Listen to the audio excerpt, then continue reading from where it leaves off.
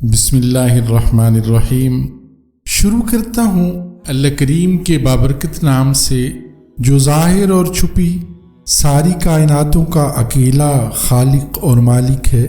حقوق، ذات، صفات اور صفات کے تقاضوں میں کوئی اس کا شریک نہیں اور نہ ہی وہ شرکت کو جائز رکھتا ہے۔ اور انگنت رحمتیں نازل ہوں آپ صلی اللہ علیہ وسلم کی ذات اقدس پر، جنہیں اللہ کریم نے سارے عالم کے لیے رحمت بنا کر بھیجا، اور آپ کی آل پر۔ وہ ایک خوبصورت نوجوان تھا۔ اس کے نئے نقش، اس کا قد اور اس کا چہرہ نقوش قابل دید تھا۔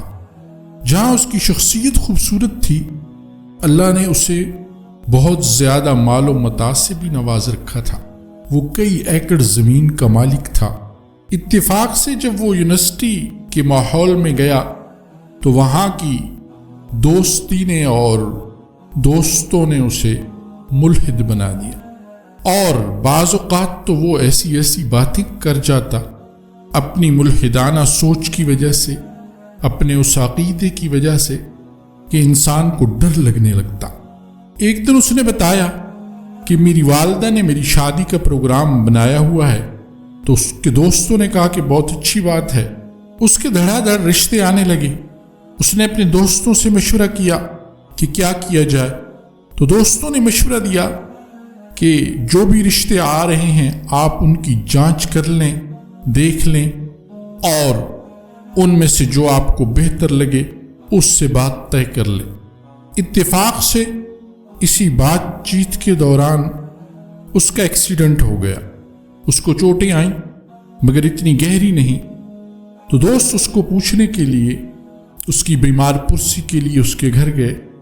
اس نے کہا مجھے بالکل سمجھ نہیں لگی، سڑک بالکل صاف تھی، میں آرام سے موٹر سائیکل چلاتے ہوئے جا رہا تھا کہ آنکھوں کے سامنے اچانک اندھیرا سا آیا اور میری موٹر سائیکل پھسل گئی اور میں نیچے گر گیا۔ 2-4 دن کے بعد اطلاع ملی کہ وہ پیدل چل رہا تھا کہ اچانک نیچے گر گیا۔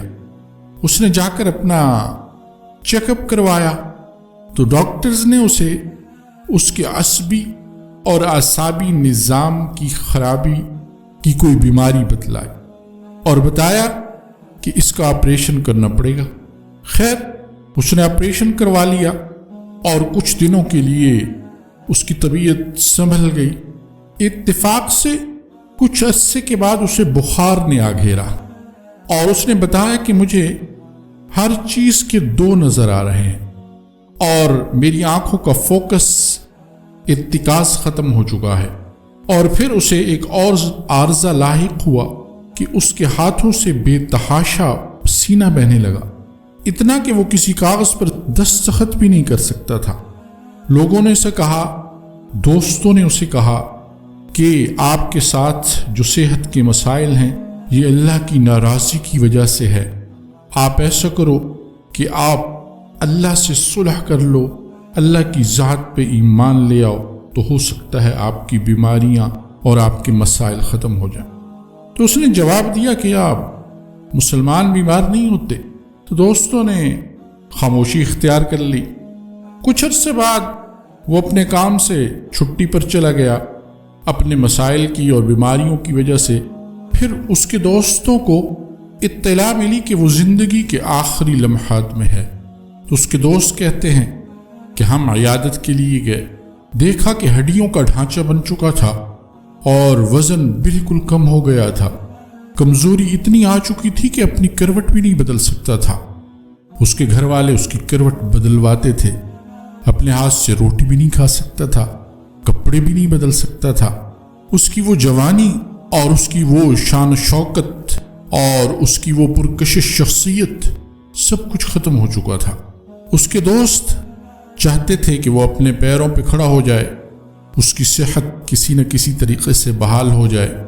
انہوں نے کوشش کی، اس کی بیماری کے حوالے سے اور علاج کے حوالے سے جستجو اور تلاش شروع کی، تو انہیں پتہ چلا کہ کینیڈا میں ایک ڈاکٹر ہیں جو اس بیماری کے اچھے معالج ہیں۔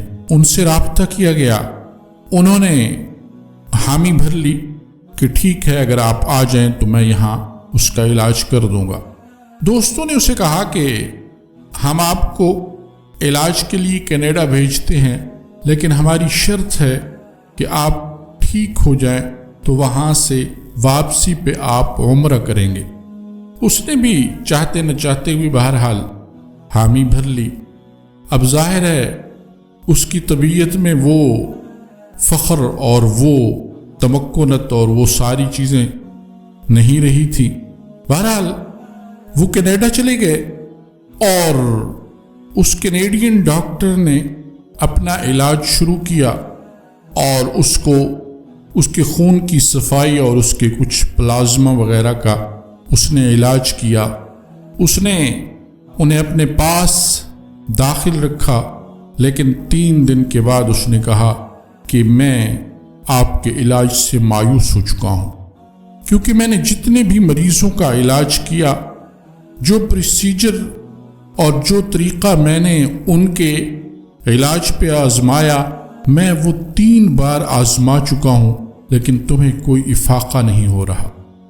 اس لیے میں آپ کی بیماری کا علاج کرنے سے عاجز ہوں، لہٰذا آپ واپس چلے جائیں۔ تو اس کے ساتھ اس کی دیکھ بھال کے لیے اس کے بھائی ساتھ گئے تھے۔ انہوں نے کہا کہ ہم نے فیصلہ کیا کہ بھائی کو بجائے اس کے کہ مردہ حالت میں واپس لائیں، اسے زندہ حالت میں واپس لے جاتے ہیں تاکہ ایک دفعہ یہ خاندان والوں سے مل لے۔ تو بھائی نے کہا کہ ہم نے واپسی پہ فیصلہ کیا کہ ہم جیسے تیسے عمرہ کرتے ہوئے جائیں گے۔ اس کا بھائی چونکہ مسلمان تھا، وہ ملحد نہیں تھا، اللہ کی ذات پہ ایمان رکھتا تھا۔ تو بھائی کہتے ہیں کہ جب ہم بیت اللہ میں داخل ہوئے عمرہ کی نیت سے، تو میرے بھائی پہ عجیب سا اثر ہوا اور وہاں اس نے بیٹھے بیٹھے دعا مانگی، اللہ سے التجا کی کہ یا اللہ اگر تو مجھے صحت عطا فرما دے تو میں چل کر تیرے گھر کا طواف کر سکوں۔ وہ کہتے ہیں اس کے بعد میرے دل میں ایک عجیب سی کیفیت پیدا ہوئی، میرے وجود میں ایک عجیب سی طاقت بھرنے لگی، اور پھر میں جب اگلے دن سو کر اٹھا تو بالکل تر و تازہ اور طبیعت میری ایسے جیسے بالکل میں صحت مند ہوں، چاق و چوبند۔